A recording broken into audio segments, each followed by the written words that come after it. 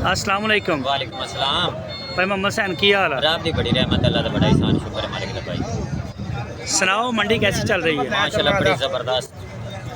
सही है, माल विक रहा? हाँ जी हाँ जी। मंडी च ज़्यादा विकदा या ऑनलाइन ज़्यादा विकदा? ऑनलाइन ही विकदा पिया, मंडी विकी है। मंडी विकी यार। ईद की करेगी इस दफ़ा?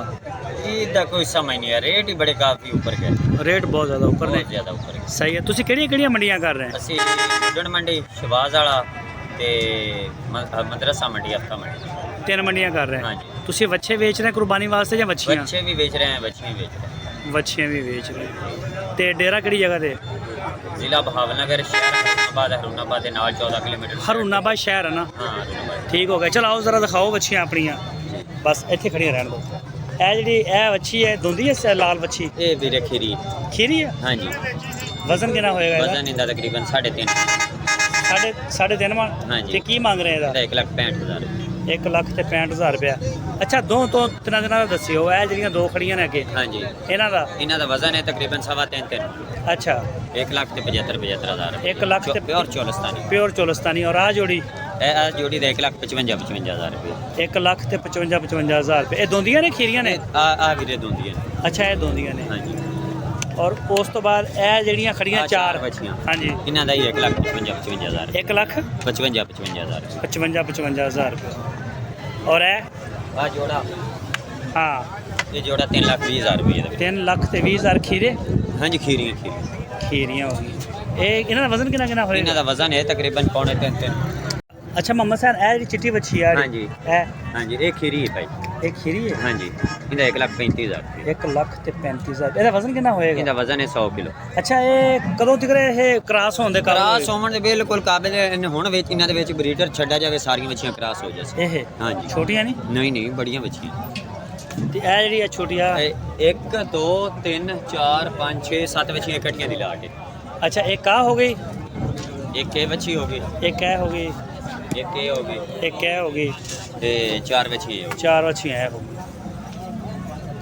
ਇਹ ਜੀ ਇਹ ਇਕੱਠੀ ਲਾਟ ਹੈਗੀ 7 ਮੱਛੀਆਂ ਦੀ। ਅੱਛਾ ਇਹਨਾਂ ਦਾ ਵਜ਼ਨ ਕਿੰਨਾ ਹੋਏਗਾ? ਇਹਨਾਂ ਦਾ ਵਜ਼ਨ ਹੈ ਭਾਈ ਤਕਰੀਬਨ 90 ਕਿਲੋ, ਕੋਈ 2 ਮਣ, ਕੋਈ 90 ਕਿਲੋ। 90 ਕਿਲੋ ਗੋਸ਼ਤ? ਹਾਂਜੀ ਹਾਂਜੀ ਕੋਈ ਕਿਲੋ। ਸਹੀ ਹੋ ਗਿਆ। ਤੇ ਇਹਨਾਂ ਦਾ ਕੀ ਮੰਗ ਰਹੇ? ਇਹਨਾਂ ਦਾ 1,25,000 ਰੁਪਏ। 1,25,000 ਦੇ ਪੁੱਠੇ ਦੇ ਨਾਲ। ਹਾਂਜੀ। ਅੱਛਾ ਮੁਹੰਮਦ ਸੈਨ ਜੀ ਵੀਰੇ। ਜਿਹੜਾ ਤੁਸੀਂ ਰੇਟ ਦਿੱਤਾ ਹੈ ਚ ਕੋਈ ਪਿਆਰ ਮੁਹੱਬਤ ਹੈ? ਬਿਲਕੁਲ ਖੁਸ਼ੂਸੀ ਪਿਆਰ ਮੁਹੱਬਤ ਉਸੇ ਪਿਆ। ਸਭ ਤੋਂ ਪਹਿਲੇ ਤੁਸੀਂ ਇਹ ਦੱਸੋ ਕਿ ਜਦੋਂ ਇੱਥੋਂ ਬੰਦਾ ਜਾਨਵਰ ਲੈ ਕੇ ਮੰਡੀ ਚੋਂ ਬਾਹਰ ਜਾਂਦਾ ਉਹਦੀ ਪਰਚੀ ਕਿੰਨੀ ਆ ਆਮ ਬੰਦੇ ਲਈ? 25 ਤਕਰੀਬਨ 2500 ਰੁਪਇਆ ਲਈ ਜਾਂਦੇ ਨੇ ਇੱਥੇ? ਇੱਕ ਜਾਨਵਰ। 2500 ਰੁਪਇਆ? ਹਾਂਜੀ।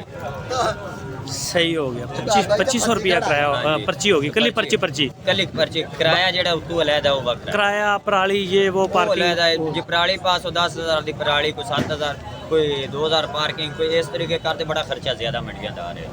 ਅੱਛਾ ਇਹ ਬੰਦਾ ਤੁਹਾਡੇ ਕੋਲ ਇੱਥੋਂ ਲੈਂਦਾ ਮਾਲ ਉਹਨੂੰ ਵਾਰੇ ਚ ਜਾਂ ਡੇਰੇ ਤੋਂ ਵਾਰੇ ਚ? ਜਿਹੜਾ ਡੇਰੇ ਤੋਂ ਲਵੇ ਉਹਦੇ ਬਾਰੇ ਚ ਉਹਨੂੰ ਵਾਰੇ ਚ। ਕਿਰਾਏ ਖਰਚੇ ਤੋਂ ਸਾਰੇ ਗੱਲ ਤੋਂ ਬਚਤ ਹੈ। ਇਹ ਜਿਹੜੇ ਤੁਸੀਂ ਰੇਟ ਦਿੱਤੇ ਨੇ ਇਹਨਾਂ ਦੇ ਵਿੱਚ ਕੋਈ ਪਿਆਰ ਮੁਹੱਬਤ ਹੈ? ਬਿਲਕੁਲ ਉਸੇ ਵਿਰਾਵਾਂ ਨਾਲ ਉਸੇ ਪਿਆਰ ਮੁਹੱਬਤ। ਪਿਆਰ ਮੁਹੱਬਤ ਹੋ ਜਾਏਗੀ। अपना नंबर दे दो। 0300 82 59 471। दोबारा बोलियो। 0300 82 59 471।